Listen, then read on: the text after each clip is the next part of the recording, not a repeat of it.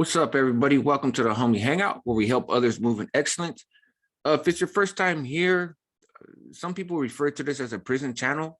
I've been to prison, and a lot of the content involves, those that are formerly incarcerated, their loved ones, those that are currently incarcerated, those that are at risk of catching a case and being locked up. But there's also just life skills, that translate to the broader community, and some history and some culture and some legal stuff and mental health and whatnot. So look around, there's a variety of content, but today I'm going to talk about the differences and similarities between the ME, the Mexican Mafia, and the NF, right? The Nuestra Familia. So first off, as those who have been around know, I've never been a member of either one of those organizations. I did play prison politics on a lesser level as an hermano or Northern Structure Nuestra Raza member, back when that designation existed. Nowadays, it would be called NSOLs, I think. But I have some experience, right? I've been around a good handful of MA members. You guys can check out my video on Pelican Bay that kind of talks about that a bit. I've also been around NF members. You could check out my video on Corcoran in particular. Also did an interview with Nuestra Familia member Carlitos out of San Jose. So that's down there in the playlist. But so anyways, let's get into this a little bit, right? And feel free to chime in the comments. This is supposed to be interactive. It's the Homie Hangout, not the Homie Lecture, right? So some of the similarities, both organizations require a lifetime commitment, right? And so you become a part of the MA, you become a part of the NF, and it's expected that you're going to rock with that organization in and out of prison for the rest of your life. And if you don't, then there's generally consequences, right? At minimum, you're not going to be in favor. And if you do get incarcerated, you're going to have a target on your back. At maximum, folks will come look for you, right? That actually doesn't happen as much now as I think it used to for either organization, but that doesn't mean that anybody's immune from it. So there's that similarity. They're both criminal organizations, right? Not so much gangs. They prioritize profits and power, right? They're both what I call hyper-capitalist organizations. And so there's the similarities between the two. They exercise control over the vast majority of incarcerated people of Mexican descent specifically, but a wide range of Latinos, Raza, and others that grew up in communities where the whole Northern thing or Southern thing was prevalent. And so most of California and elsewhere in the country as well, but predominantly in California, almost everybody subscribes to that, right? And all Northerners are subject to the whims and the policies of the NF.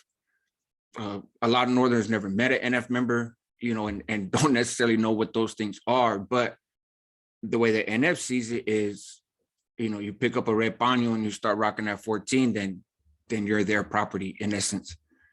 And I think the MA views, Southerners very similarly, right? You pick up a blue paño, you start rocking that 13, you're subject to them.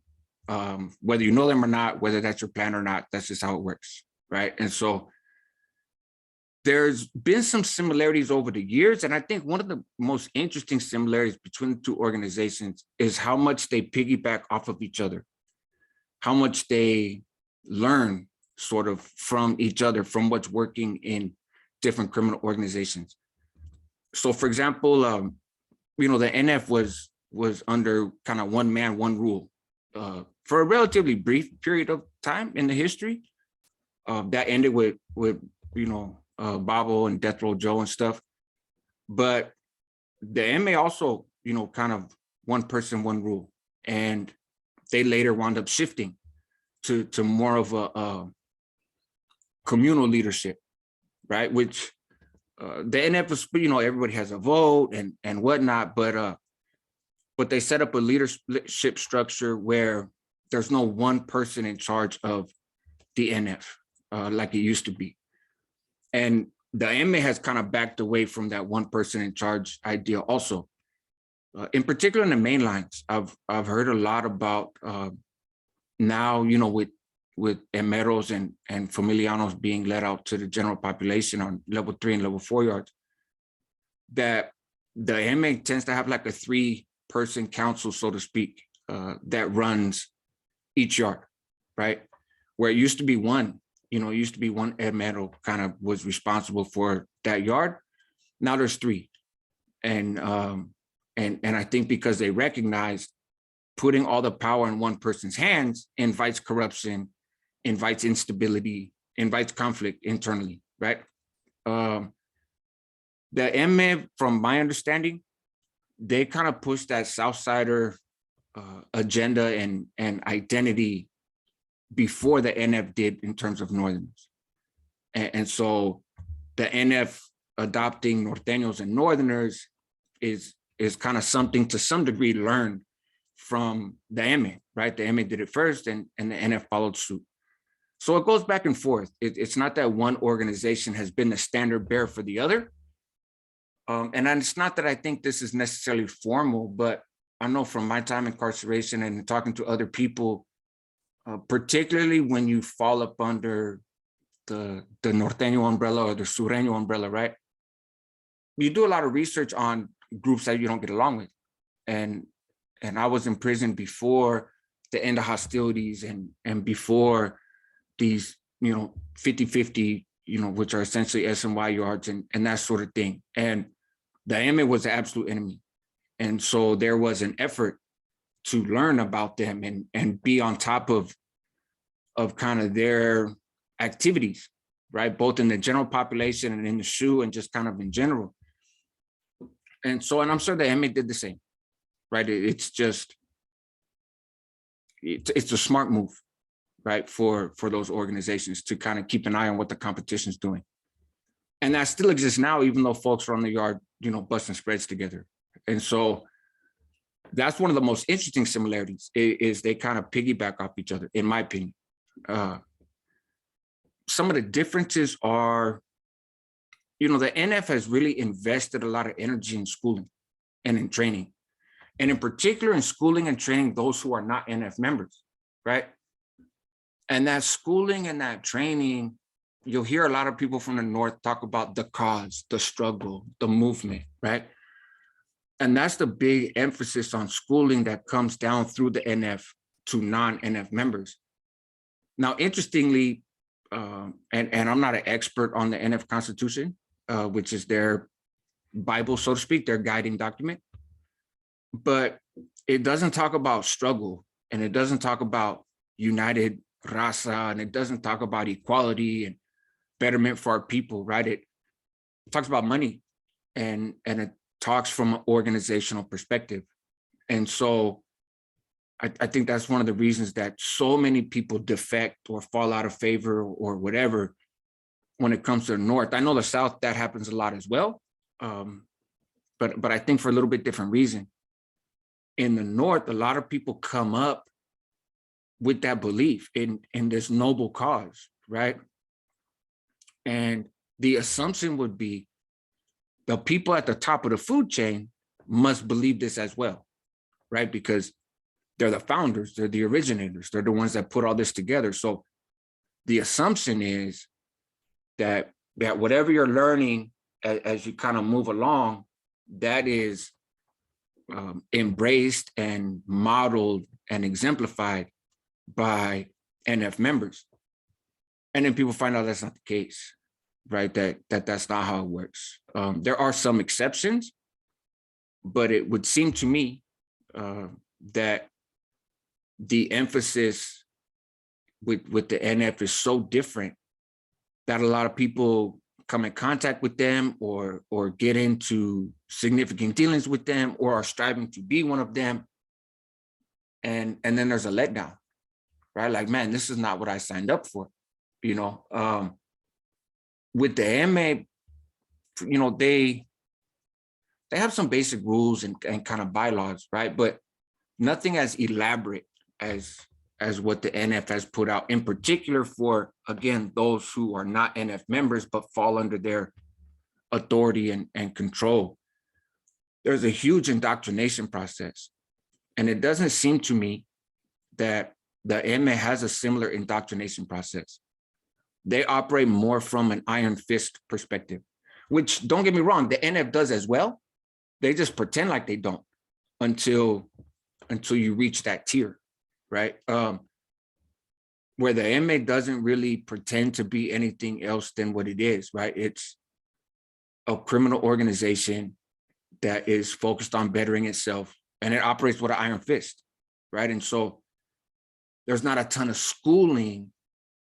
There's just like, hey, we run the show down here. We're in charge. And if you don't listen, then there's consequences, right? And your whole hood might feel those consequences. We might deem your whole neighborhood, right? But you can't escape from this. And so that sort of way of operating is different. And in some ways, I kind of respect the MF for, and I don't advocate for either group. I don't have a side. I don't have a team. You know, I got no horse in that race between the two. I used to, obviously, but my thinking, it has evolved when it comes to that stuff, where I don't think either organization is redeemable in the slightest bit. And neither one is good for the people. Is good for the community, is good for raza, is good for really much of anything except violence and criminal activity and oppression. But so, and that, it's a trip because, following up under NF teachings, we were told, man, the MA is abusers, and we are not. That's what makes our team different, right? We don't tax our people. That's oppressive. That's what the MA does. Okay, but the NF does the same thing now, right? We want everybody to be on the same page. We want everybody to share from the pie. No, they don't. No, they don't, right? And it would seem to me, at least, that the MA doesn't pretend to be something that it's not. And so both are oppressive organizations. Both have a toxic influence on whole populations of people. But one kind of, identifies how they really are, while another still seems to be pushing propaganda. And it's interesting. I'm going to see how this unfolds now, because if the main rallying cry was, hey, these dudes are the enemy, these dudes are oppressive, we can't have anything to do with these guys. Okay, but now you're on the main line with these guys busting spreads, which I'm not against whatsoever. But it does take a little bit of that propaganda out of the picture. Why you got youngsters out here chasing down and banging on people because of colors and numbers, right? You ain't doing that behind the wall, So anyways, it's interesting.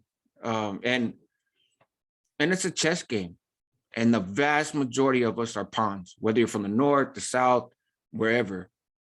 The vast majority are just pawns.